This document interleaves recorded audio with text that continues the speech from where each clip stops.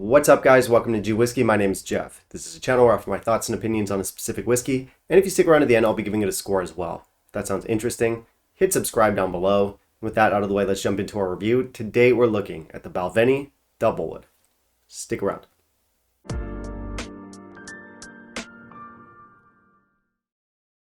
Okay, so this is one of those whiskeys that I'm kind of surprised I've never gotten around to reviewing before. The Balvenie 12 Doublewood is such a widely available, mainstream, and generally pretty popular whiskey.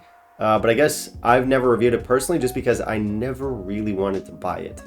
Interestingly enough, the name Doublewood actually comes from the two men who originally founded the Balvenie distillery way back in 1288. One was Captain James T. Double of the Royal Navy and his aristocratic business partner and star-crossed lover, Theodore Thomas James Wood III. Okay, fine. It's bourbon casks and sherry casks. Doublewood. Anyway, this one was first released back in 1993, and if you check the Balvenie website, they actually give us a fair amount of information about the production process of this stuff, more than you might expect for like this mass-marketed 12-year-old. So the website reads, to make Balvenie Doublewood, David Stewart MBE takes whiskey that has spent at least 12 years in traditional whiskey casks, American oak ex-bourbon barrels, and hogsheads, and moves it to Spanish oak ex-Oloroso sherry casks for an additional 9 months. The whiskey is then transferred to large oak vessels called tuns for 3 to 4 months to allow whiskeys from individual casks to marry. Info's not bad, actually. And I am a fan of European oak sherry casks. I like the heavier, spicier flavors they impart, and even finished whiskeys. Like, I don't really have any problem with finished whiskeys. A lot of like bloggers, vloggers, people in the whiskey verse don't really like finished whiskeys. They kind of scoff at them. I've had plenty of fantastic finished whiskeys, so this one could be good. Thing is though, for me, Balvenie is a very hit or miss brand. It's definitely not my favorite brand, far from it. I do think they make good whiskey, but I think a lot of their potential is stifled by weak presentation. In my market, I find much of their whiskey to be middling and overpriced, so I don't actually buy much from them. Still, I do have a bit of a history with the Doublewood here. Back when I was just getting into whiskey, some of my early forays into single malts were with the Balvenie Doublewood. It was cheap, it was readily available, it wasn't very challenging, and it offered up some nice flavors. And all my friends and I seemed to enjoy it, so we did actually go through a few bottles of this stuff. But obviously that was a really long time ago, and I haven't had Doublewood in a while. I think the last time I had a bottle was at least 5 years ago. And even then, I remember buying it and picking it up and tasting it and thinking, meh. Still, review, open mind, blah, blah, blah. Let's jump in, see where I land on it now. In the meantime, if you could kindly leave a like down below, that'd be greatly appreciated.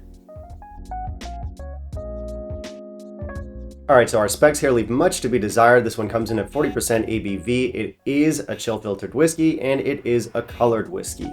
And fair enough, I do realize this is an entry-level product, so I'm not going to make a fuss, but I am going to make a sigh.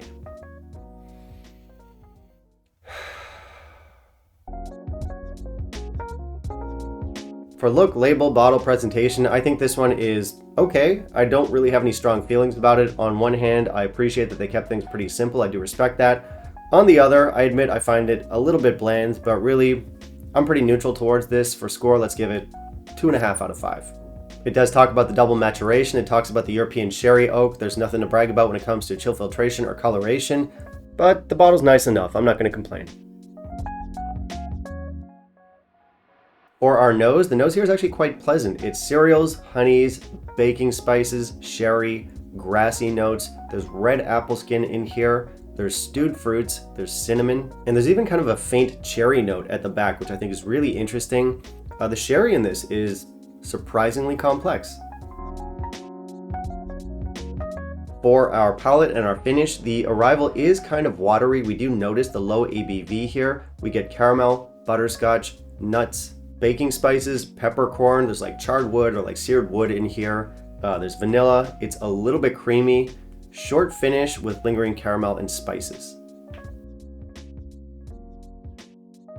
Okay, so this stuff is good, but it's not great. It is too weak. The low ABV hurts it. I am going to have to hit the whining about ABV button. Blah, blah, blah. 40% bad, 46% good. I'm a big boy YouTuber. I feel like this whiskey is similar to a lot of other Balvenie expressions out there in the sense that it is a well-made whiskey, it is competent, It is enjoyable. Definitely, they are playing things a little bit too safe. It's very mass marketed, but the flavors are nice. Thing is, there's nothing really challenging or interesting here. It's definitely not a whiskey that's going to blow your socks off, which is a really weird expression. I'm sure you've never thought about this, but what an odd thing to say. Has that ever happened to someone before? And if so, who was this man? What was the wind speed? What kind of socks was he wearing? Did he have normal human feet? Did he have a condition? Was he hooved? I have questions. Anyway, I think our word for the day for this whiskey is going to be competent, and if you think that that's just my diplomatic way of being low-key dismissive of this whiskey, you'd be right. It's not very good. It is accessible. Like, I can see why my friends and I enjoyed it back in the day, but I'm much older now, I'm much wiser, and I'm so much snobbier.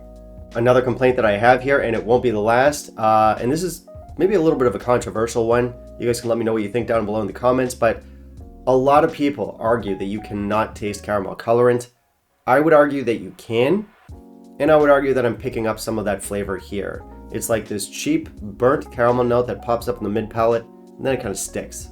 And yes, caramel is a note in a lot of whiskeys, whether they're naturally colored or not. But for me, caramel colorant is a different kind of flavor. It is noticeable. It's only noticeable when like an excess amount is used. Like if they're using a lot of it, that's usually when I'll pick it up. It's always a faint flavor, but it's there.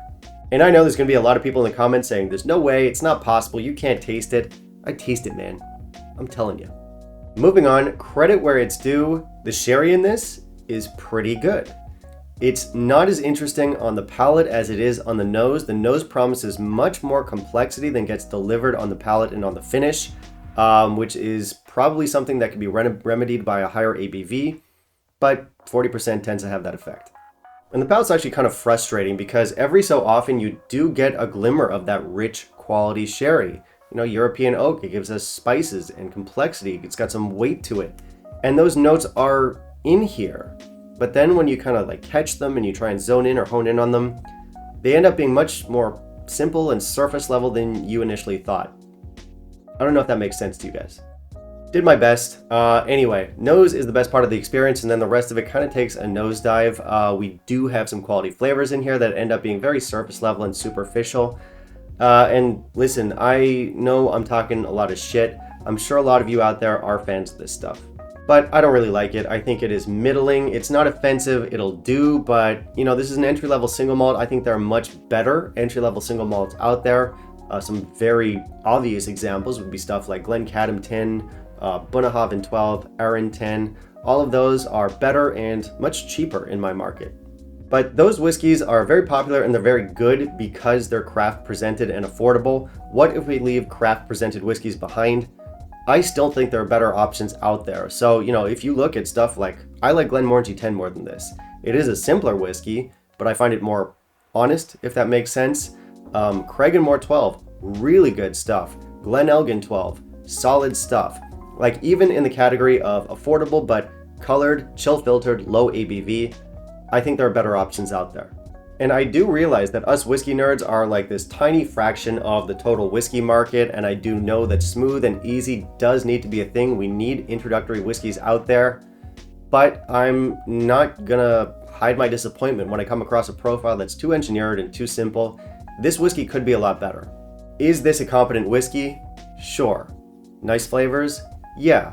Exciting, interesting, engaging? No. This is a pleasant whiskey, and that's where it ends for me. The score is going to be 81 for me. This is not a whiskey I'm going to recommend based on flavor or quality. If you like Balvenie, if you like that house style, and a lot of people do, then I suppose this one will scratch the itch. I'm not a huge Balvenie fan, and this release in particular honestly does not do very much for me. But again, it is entry level, so let's take a look at it from a value perspective. Honestly, I don't love this whiskey for value for a lot of the reasons I just covered. Even when they're not craft presented, there are a lot of better entry-level whiskeys out there on the market. So while this is competent, it is good, it's not competitive. So unless the brand decides to up the ABV or lower the price, I don't think this is worth dishing out for. Alright, that's it for me today, guys. Thank you very much for watching. If you want to help support the channel, please consider becoming a patron. Otherwise, you can like, comment, and subscribe. Always appreciated. Of course, I do want to hear from you. What are your thoughts on the Balvenie Doublewood? Are you a fan? Are you like me and you're kind of unimpressed? Let me know down below in the comments. Also, in the comments, you can let me know what you want to see me review next, and I'll keep it in mind for my upcoming videos. Bye, guys.